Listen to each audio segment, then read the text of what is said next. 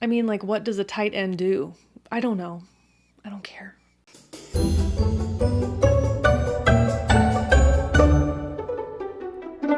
Hi guys, welcome back to another episode of Crue Trime. Crue Trime.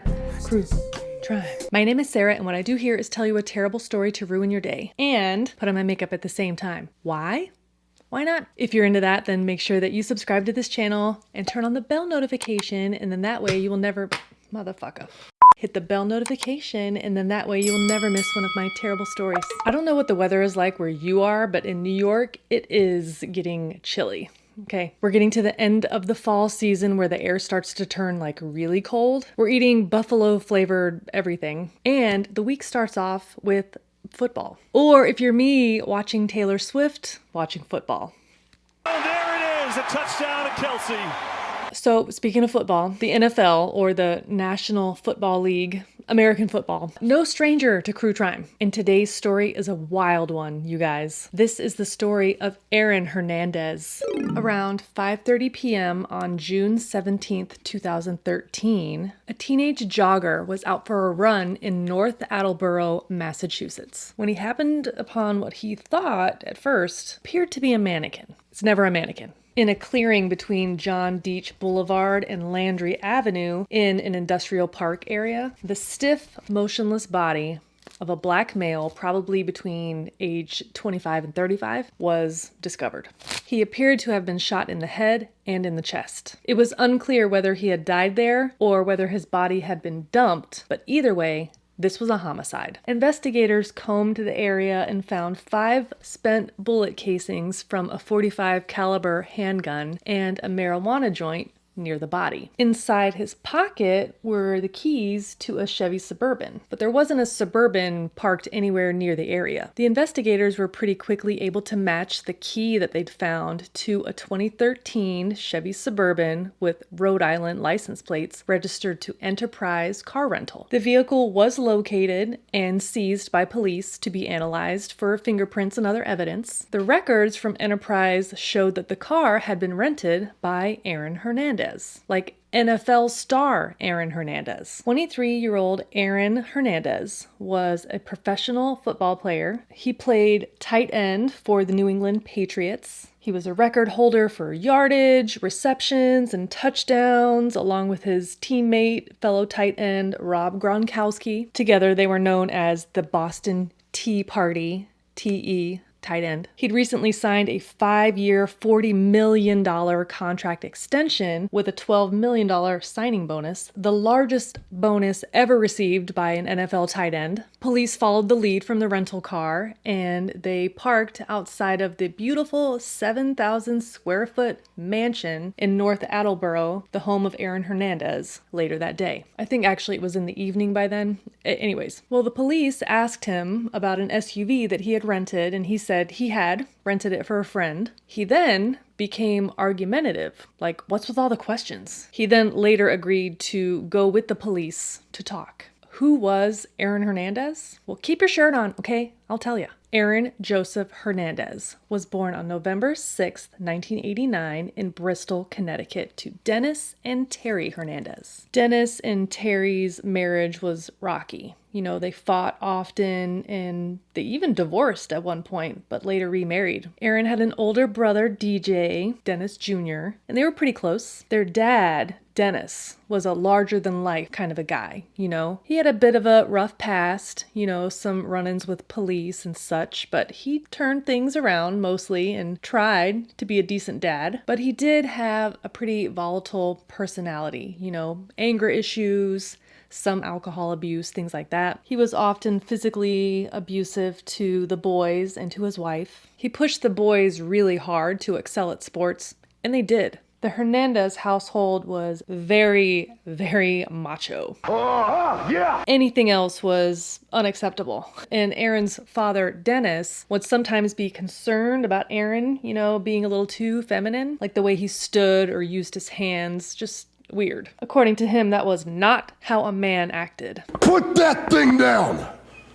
Don't degrade the champion at any time. When Aaron was younger, actually, he expressed some interest in being a cheerleader. I guess he had cousins that were cheerleaders and he was inspired. Anyways, Dennis shut that shit down. Cheerleaders? Boys? No. Which, by the way, pay attention. Cheerleading is fucking intense, dude. Look at this. The point is, it was all very homophobic in the house. Like, hate language, slurs, you get the picture. So Aaron just kind of kept his private thoughts to himself. When Aaron was 16, his father Dennis went in for a routine surgery, some kind of hernia procedure, and he passed away from complications. Totally unexpected. He was only 46 years old. Aaron's world was thrown completely off its axis. He never got over his dad's sudden death, and it caused friction with his mother. Aaron was very close to his older cousin, Tanya Singleton. She was about 14 years older. She was the older sister that he never had. He completely trusted her, confided in her, told her everything. Also around this time, he started dating a classmate, a very pretty girl named Cheyenne Jenkins. They had known each other since like elementary school. Well, after Dennis died, it was revealed that Aaron's mom, Terry, had been carrying on an affair with a family member's husband, cousin Tanya's husband. Drama! Tanya and her cheating husband ended up divorcing, but then the guy moved in with Aaron's mom.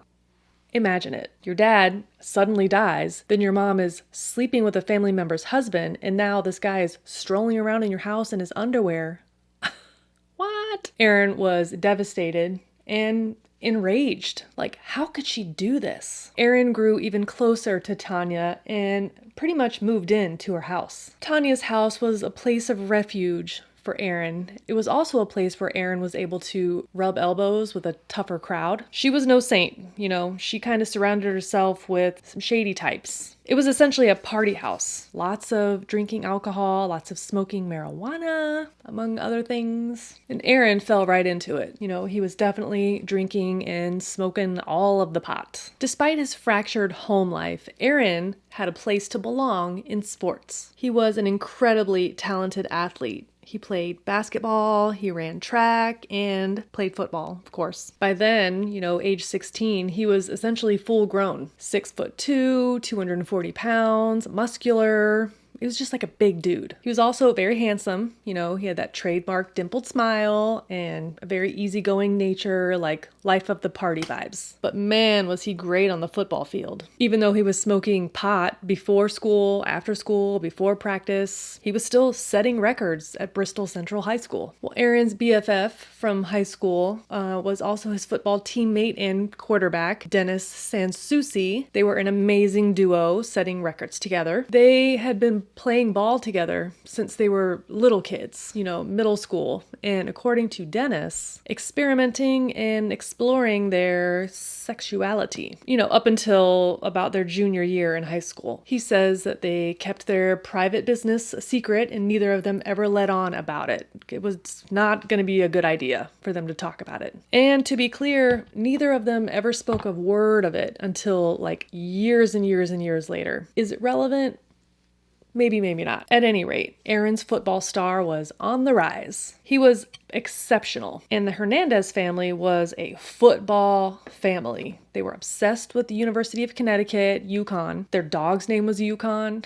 It was a whole thing. Aaron was actually offered an early scholarship to UConn, and he planned to follow in his brother DJ's footsteps, who was already at UConn playing football as a quarterback. But he made a very last-minute, uninformed, undiscussed kind of impulsive choice. Dazzled by the famed head coach Urban Meyer of the University of Florida, and after Coach Meyer convinced his high school principal to allow him to graduate from high school a semester early, Aaron signed with the Gators. This was a total shock.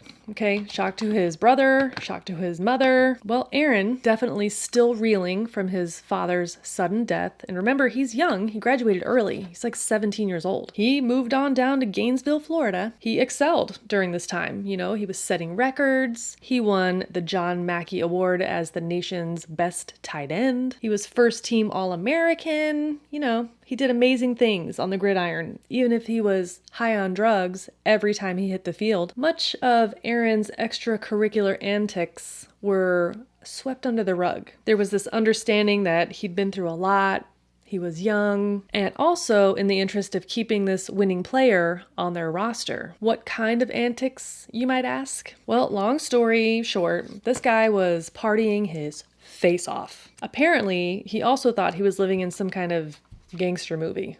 So soon after arriving in Gainesville in April 2007, the 17-year-old but looking much older Aaron went out to a local bar called The Swamp and ordered and drank a few alcoholic drinks. When it was time to cash out, he refused to pay. He's a scholarship athlete, of course. He began arguing with the employee, and that turned into a physical assault. He punched the dude in the side of the head. It permanently damaged the guy's eardrum. A police report was filed, but Aaron was never charged with any crime. In September of that same year, shots were fired into a car at a stoplight in Gainesville. The victims who survived described the shooter as a tall male, muscular, Hispanic or Hawaiian with lots of tattoos.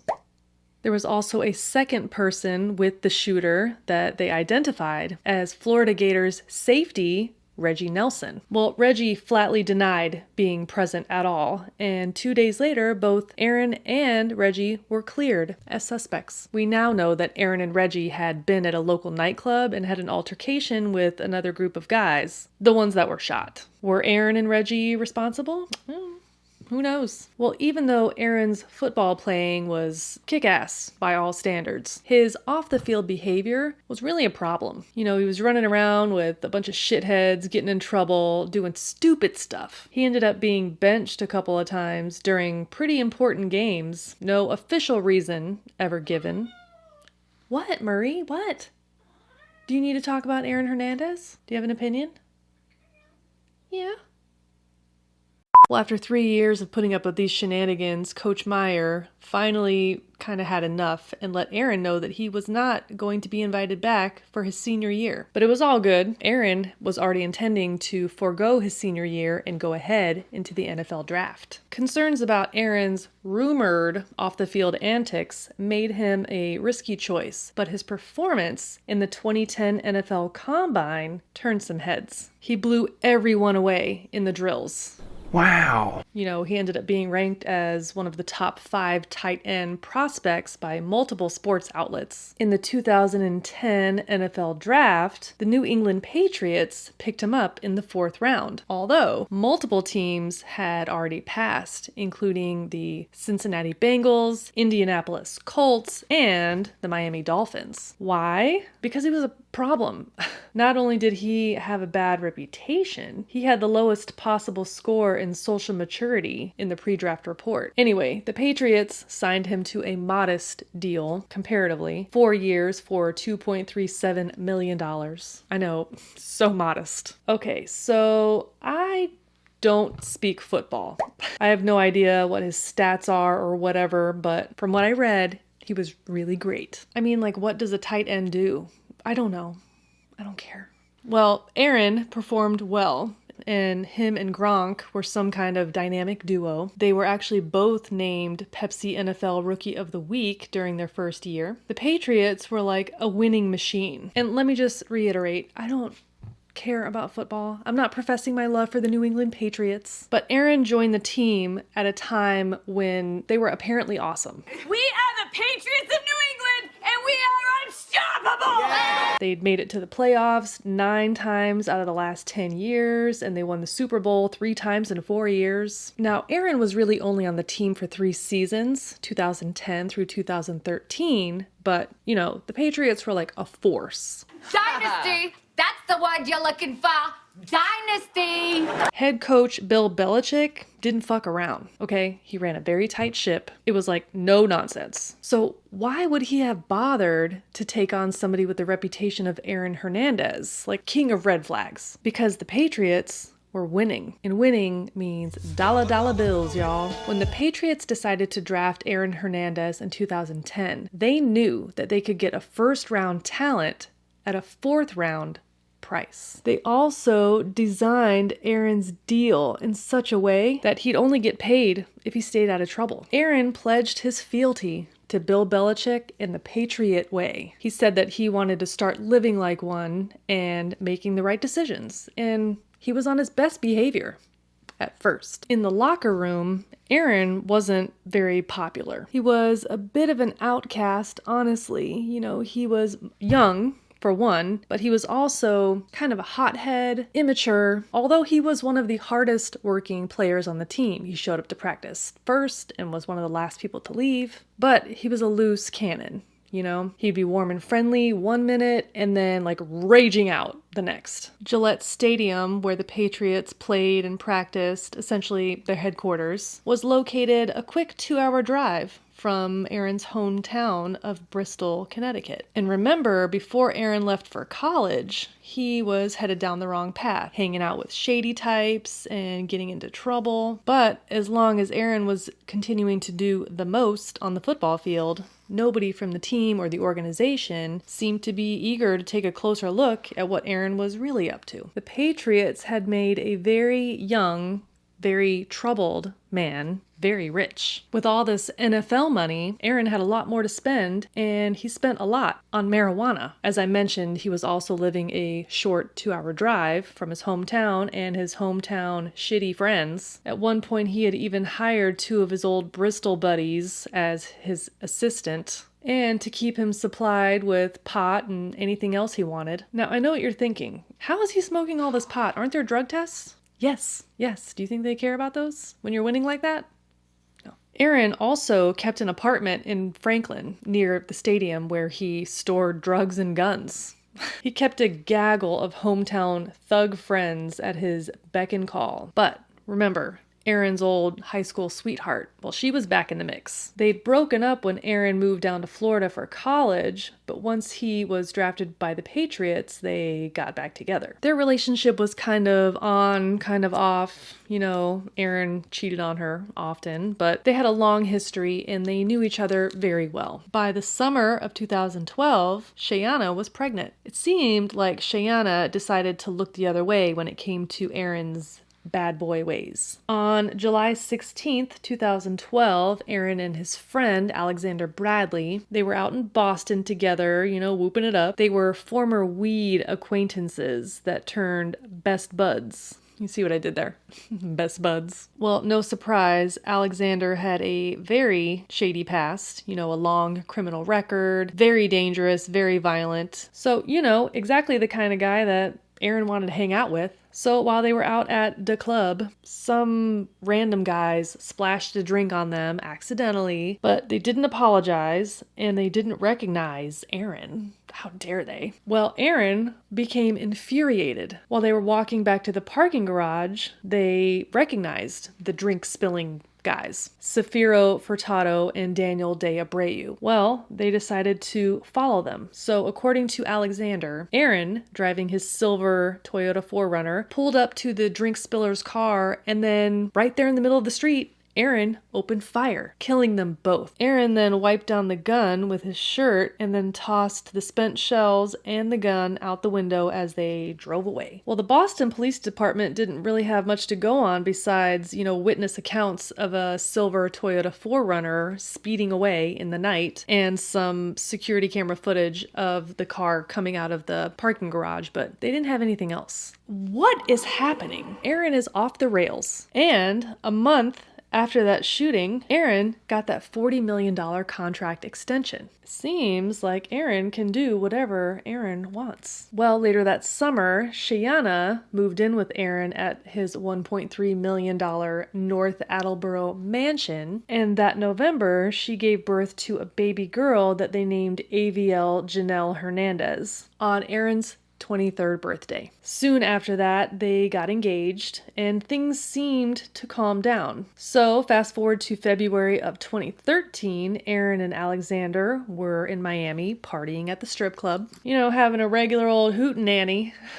As the night went on and the drinks and the drugs were flowing, well, Aaron was more and more paranoid. I mean, for good reason. Holy shit. Alexander said something that Aaron didn't like, something referencing the Boston shooting, and Aaron wasn't having it. After they left the club and they were driving up I-95 somewhere in Palm Beach County, Aaron shot Alexander right between the eyes. Then he pulled him out of the car and left him there for dead. Amazingly, Alexander survived, and he refused to say a word about what happened to him or who might have done it. He ended up losing an eye, but he kept his life, so there's that. And that brings us to the night of June 14th, 2013, to the Boston nightclub Rumor. Aaron and his friends were out on the town. Guy loved a nightclub. One of those friends was Odin Lloyd. Odin John Lloyd was born on November 14th, 1985 in St. Croix in the U.S. Virgin Islands. He grew up for a while in Antigua before his family relocated to the Boston suburb of Dorchester. The neighborhood was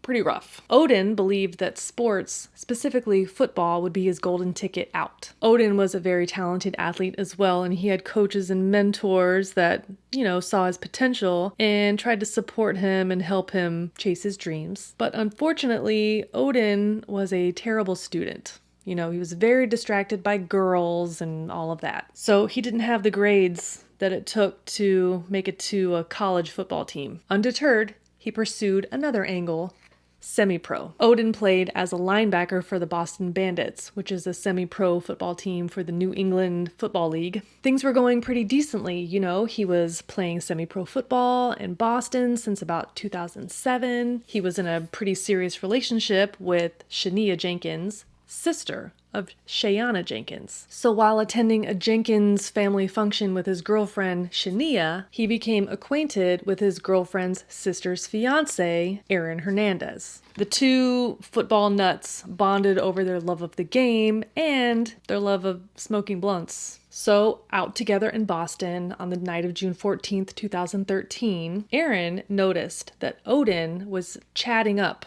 some guys that apparently Aaron had a major problem with, and that was absolutely unacceptable. Aaron became boiling mad over it. He later reached out to two of his shitty hometown friends, Carlos Charlie Boy Ortiz and Ernest Bo Wallace. These two guys actually had been staying with his cousin Tanya in Bristol. Well, Aaron needed them to help deal with this betrayal. He texted to them, quote, "You can't trust anyone anymore." Now, what was Odin talking to those guys about? No idea. Never came out. Well, a couple days later, in the late hours of Sunday the 16th, or, the early morning hours of Monday the 17th, Bo and Charlie Boy arrived at Aaron Hernandez's home. Then the three of them got into a Nissan Altima rental car, rented in Aaron's name, of course. Aaron got into the driver's seat, and then they drove to Odin Lloyd's home in Boston. By 2:30 a.m., they had arrived at Odin's house to pick him up and just drive around. Well, the conversation in the car started to get weird, enough to make Odin uneasy. He texted his sister, quote, "Did you see who I'm with? NFL.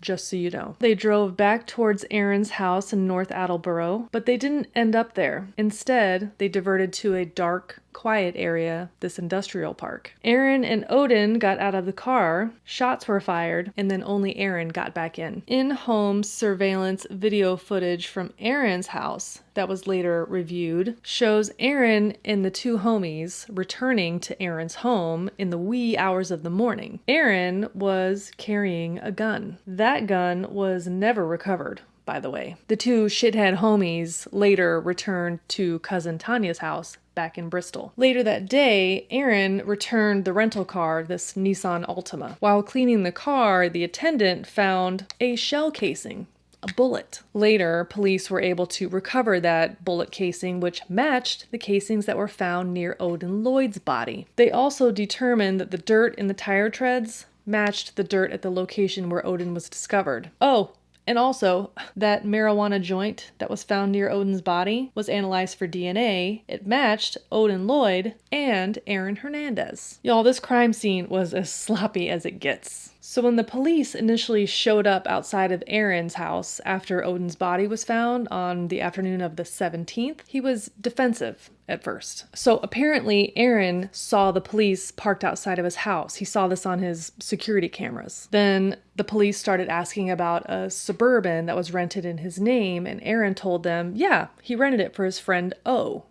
Odin. They asked him when was the last time he saw Odin, and then Aaron started to get snippy. What's with all the questions? Then he told them, you're gonna have to speak to my attorney. Then he went inside to his house, got the business card for his attorney, and brought it back outside for the officers. As he's handing it to the officers, they told him that this was a death investigation, without asking any questions like, whose death? Aaron slammed the door and locked it.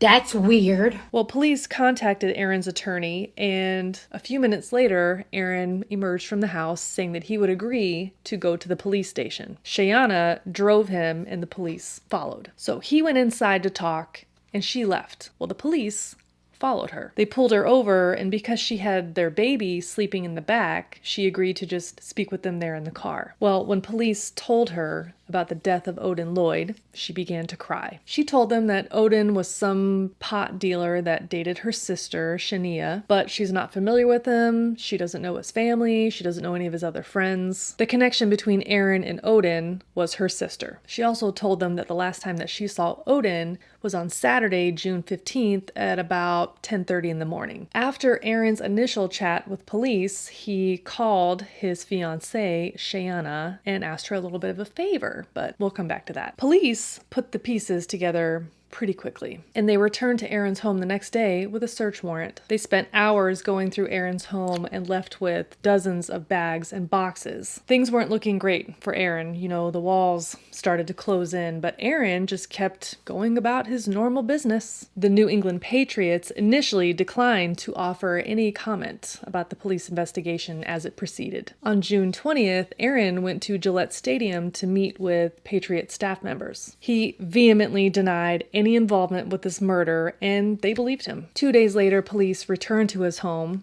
to execute another search. This time they brought in dogs, canines, to assist, and more evidence was removed. Police also started to focus on Tanya Singleton's house in Bristol. So they'd figured out that the two shithead accomplices had gone back to Bristol after the murders. So they went there to search the house. And while they were there, guess what they found? The silver 4Runner that the Boston Police Department had been trying to find for over a year. On June 26th, Aaron Hernandez was led out of his North Attleboro home in handcuffs. He was under arrest for the murder of Odin Lloyd and was held without bail. 2 hours later, the New England Patriots let him go from his contract. He was officially indicted on August 22nd, 2013. He, of course, pled not guilty. Meanwhile, Aaron's other escapades started to catch up with him. Charges were filed against him relating to a shooting in Miami, Florida in February, and they connected Aaron to the double murder in Boston from a year before. Things started spiraling. He was indicted for the double murder case. He pled not guilty. That trial was scheduled for the following May, but was later delayed. Well, the owner of the New England Patriots, Robert Kraft, later said that if the charges were true, they'd all been duped. The whole organization had been duped.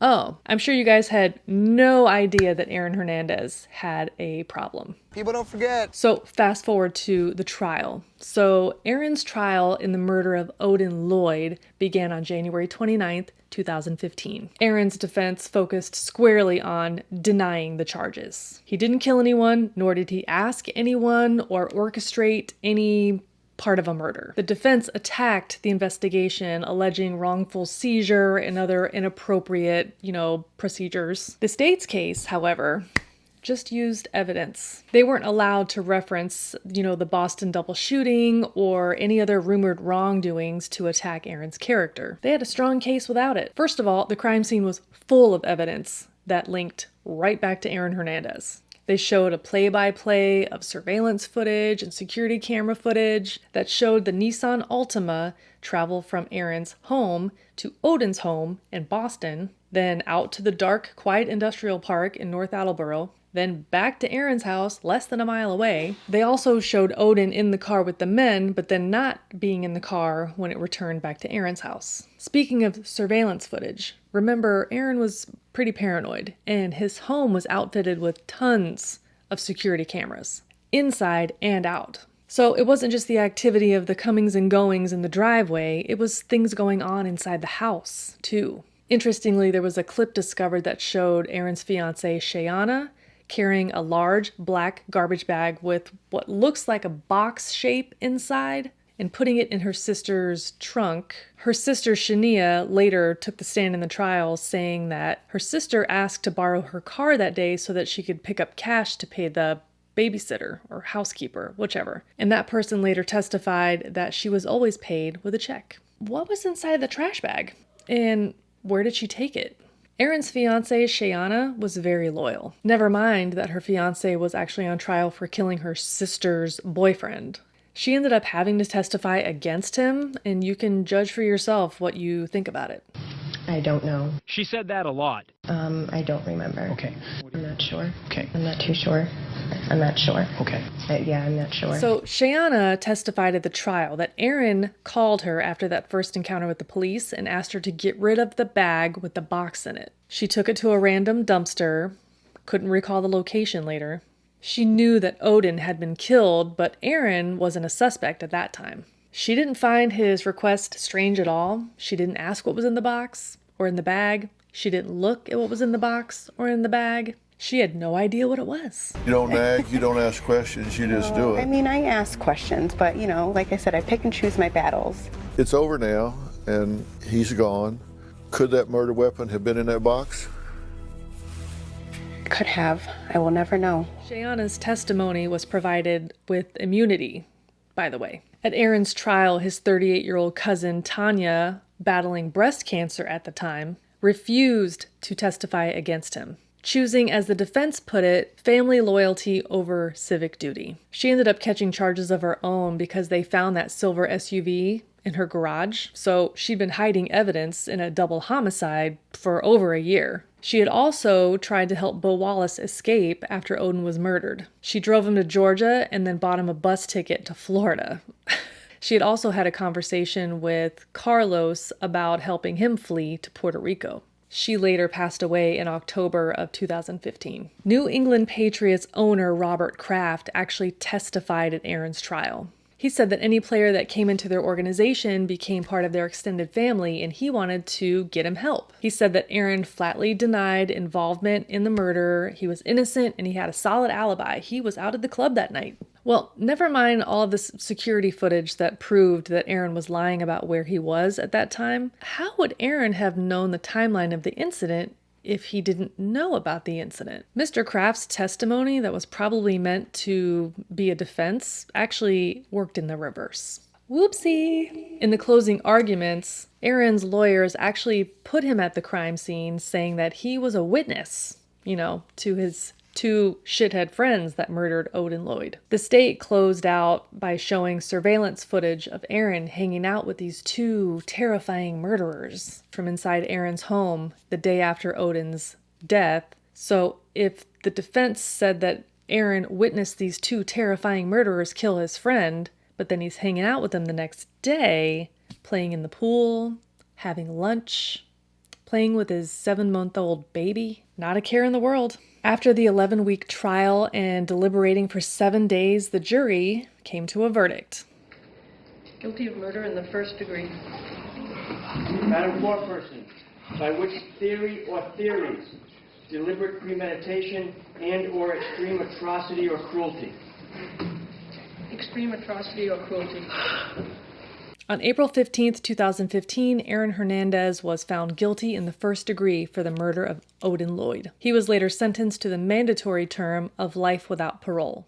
Do you still believe that your fiancé was innocent? Yes, of course I do.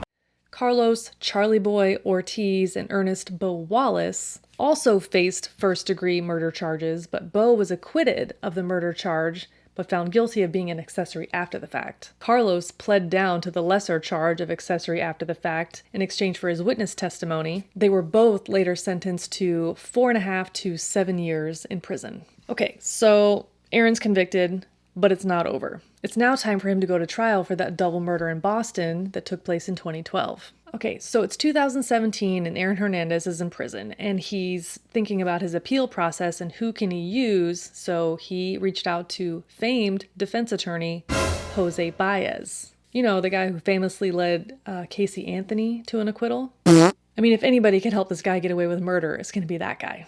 Am I right? Well, Mr. Baez told Aaron, I can help you with that appeal, but we need to deal with this double murder trial because if you're found guilty of that, now we've got two things that we have to battle. He took the double murder trial and Mr. Baez zeroed in on the character of Alexander Bradley. He outlined Alexander's criminal past: drugs, DUIs, assault, criminal mischief, disorderly conduct. Why would Aaron Hernandez shoot two strangers over a spilled drink? These must have been some of Alexander's former drug associates or rivals. Obviously Alexander, this convicted criminal with this long past, was the one who pulled the trigger. Also, the story of Aaron Hernandez shooting this guy in the head can't be true. Alexander Bradley didn't cooperate with police because he was a career criminal. He never filed charges. But he certainly tried to extort millionaire Aaron Hernandez for a ton of money. Aaron had even talked to his agent about the possibility of being traded to another team to get out of the New England area because of these threats from Alexander.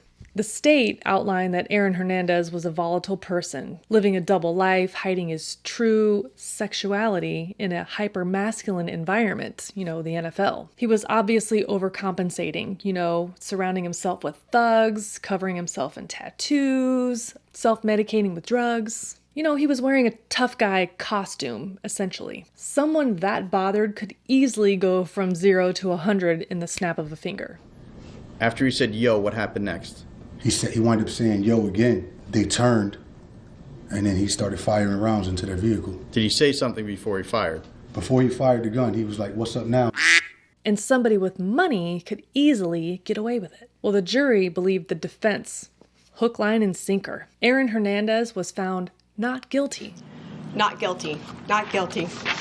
Not guilty. In the murders of 28-year-old Daniel De Abreu and 28-year-old Safiro Furtado. Aaron was suddenly re-energized. They believed him for once. Jose Baez fought for him and he won, and maybe he could help him win appeal. On April 19th, 2017, around 3 a.m., 5 days after being acquitted in this double murder case, the one-time star tight end for the New England Patriots, Aaron Hernandez, was found dead in his prison cell this morning on the same day when his former teammates from the Patriots were at the White House celebrating a Super Bowl win. 27-year-old Aaron Hernandez was found unresponsive in his cell at the Sauza Baranowski Correctional Center in Lancaster, Massachusetts. He had hung himself with a bedsheet. He left behind 3 letters, one for his attorney, Jose Baez, one for his fiancée, Shayana, and one for his young daughter, AVL. The letters were cryptic and bizarre. Weird. I mean, it didn't refer to me as babe or something more intimate. It leaves me not having closure. How do you compute the fact that he's looking forward to writing letters to his favorite rappers with the fact that he then wrote what appear to be close to suicide notes? I think that when you have a severe brain disease, logic goes out the window. In the matter of the rumors surrounding Aaron's sexuality, whoever he was attracted to really doesn't matter, and that doesn't make him a bad person. But the fact that Aaron felt that he had to keep his sexuality a secret and this extreme paranoia might have caused him to kill a man and to take his own life. Aaron's attorney, Jose Baez, flatly denied any suggestion that Aaron might have had a male lover or a prison boyfriend, any of that. He dismissed it all as malicious rumors that was meant to tarnish somebody who was already dead. Aaron's former fiancée, Shayana, later said that he never spoke of it or showed any behavior that made her think differently. Although I've had a child with Aaron, I still can't tell you how he was feeling inside. No one can. And I wish that he would have told me, because I would not have loved him any differently. I would have understood. It's not shameful, and I don't think anybody should feel shameful on who they are inside, regardless of who they love. I think it's a beautiful thing. I wish I was able to tell him that. After Aaron's death, he was legally absolved of his criminal conviction. In the state of Massachusetts, a defendant convicted at trial who dies before an appeal can be heard is no longer considered to be guilty in the eyes of the law. It's called abatement. The ruling went all the way up to the Massachusetts Supreme Court, who in March of 2019 unanimously ruled that this legal principle was outdated. They abolished it for future cases, and the conviction for Aaron Hernandez was reinstated. After Aaron's death, his family donated his brain to a research center at Boston University that studies degenerative brain disease, chronic traumatic encephalopathy. Did I say that right? CTE is caused by repetitive brain trauma, very common with people who endure repeated head trauma like concussions or collisions, hard hits, the kind that you get playing football. Aaron was diagnosed with stage 3 CTE. His brain was affected to a degree never seen before in a person his age. In this picture, this is a cross-section of Aaron's brain compared to an average person of the same age. This damage to his brain would have significantly impacted his decision-making, judgment, cognition, impulse control, social behavior, which honestly explains a lot. Unfortunately, CTE has impacted many NFL players and other athletes, but unfortunately, the only way to really diagnose it is after death, because you have to cut the brain open. But research continues, and hopefully they'll be able to use it to catch early warning signs before they snowball into something terrible. And that is the story of Aaron Hernandez. Whew. That was a long one, friends. That was a long one. If you want to know any of the makeup that I used in today's look, just look down in the description box. I link everything for you. If something I used is no longer available, I will find you something very similar. If you have a Crue Trime story that you would like to recommend to me, just look down in the description box. There is a link to a Google document. You can fill in all the dirty details. I would love to hear from you. Thank you so much for hanging out today and for watching this video. I really appreciate it. If you want to see more videos like this one, then consider subscribing to this channel before you leave today. I upload new videos here on YouTube every week, and you can follow me on all the socials: Facebook, X, Instagram, TikTok. All the things. That's it for now. I will catch you next time in the next video. Bye! You're the worst. Should that be my thumbnail? I like Crue Trime makeup. In the motherfucker. The worst. He thingsed. Why is this so fucking fucked up? What am I doing? Cincinnati Colts. Who are the Cincinnati Colts? Degenerative. Odin was her Charlie Boar Avenue. No, it's not an avenue. Ugh, no, motherfucker. What, Murray? Murray? Is there a ghost in the wall? What's happening?